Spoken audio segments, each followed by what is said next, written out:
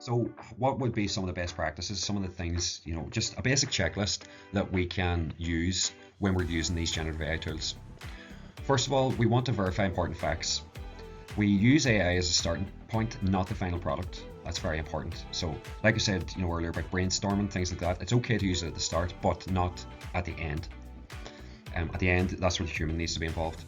You can even see in the process of training these models, the very end point is the human gets involved. They provide clear, specific prompts, really helps. Iterate and refine requests. So this is what we talked about, the multi-shot.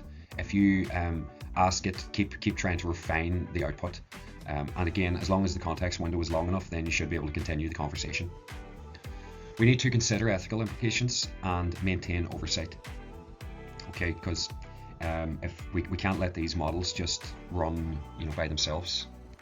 Some of the things we don't want to do are blindly trust our outputs. Okay, like I say, these things can hallucinate. They can confidently lie to you. They can think that they're telling the truth, when they're not. Don't share confidential information. Do not, under any circumstances, use these things for high stakes decisions. Okay, again, you don't want to remove the human from the loop. You want to keep a human. The human has to supervise these tools, and that's what we're here for. You don't want to plagiarize without disclosure.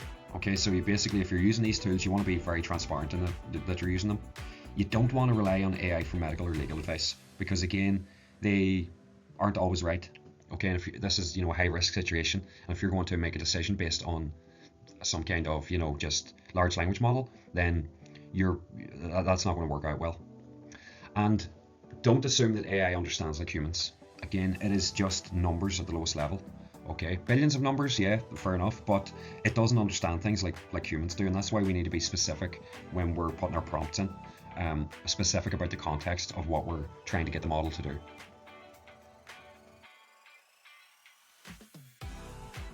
So some things we need to be, there's loads of ethical considerations. This could be a whole course in itself, okay, but some of the things, just to keep it at quite a high level, and some of the things to think about. So academic integrity, if you are in you don't want to plagiarize. Okay, so if you are using these things, let's say in any kind of report, research, you should basically cite that you've used these. And when is AI assistance, when is it assistance versus cheating? Like I say, it's okay to brainstorm, but it's not okay to get the thing to do all of your work. Okay, so institutional policies are being developed on these things, so it's always good to stick with your institutional policy to see what their rules are. Again, like I say, be transparent about AI use, ensure quality and accountability, and then we want to try to reduce the impact on job roles and skills as much as possible. We have broader concerns, so things like the environmental impact. The amount of energy that it takes to train these models is absolutely colossal.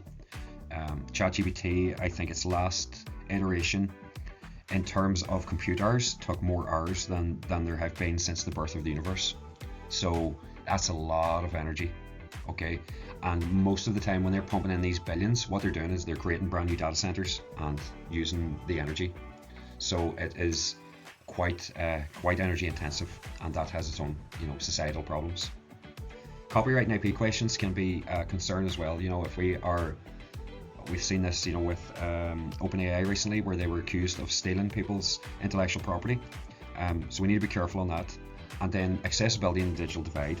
If we have people, that can't access these things, then they're going to fall behind, and there will become this massive digital divide. We want to try and avoid that. So the best thing that you can do is stay informed about your institutional policies. Augment with AI. You don't want to replace expertise. You want to help it. Use these things as a productivity tool. Okay, and you need to also consider the implications of using these generative AI tools.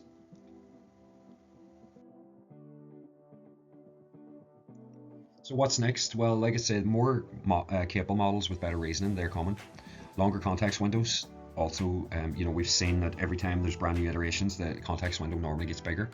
We have better multimodal capabilities, specialized models for specific industries, and we have improved accuracy and reduced hallucinations. So these are things that are coming down the line. We also have things like agents, where we can basically give, we're almost getting to the point where we can zero prompt. So we can give a single prompt to a machine or one of these models, and we can go away for like 5-6 hours, and we can come back and I can have a full week's worth of work done. That's the kind of, that's another emerging trend that we're seeing. So what skills will really help you with this new kind of industrial revolution? Prompt engineering and effective communication is going to be key. Being able to evaluate the AI outputs, again, you need to be that human in the loop. So being able to evaluate the outputs, these things will not take your job, because you need to make sure that they're doing their job right. Okay, so you're now going to be kind of the overseer. Understand when to use, and more importantly, when not to use AI. And combining AI tools with domain expertise, that's really where you're going to become, you're going to be able to do the work of 7 people by yourself.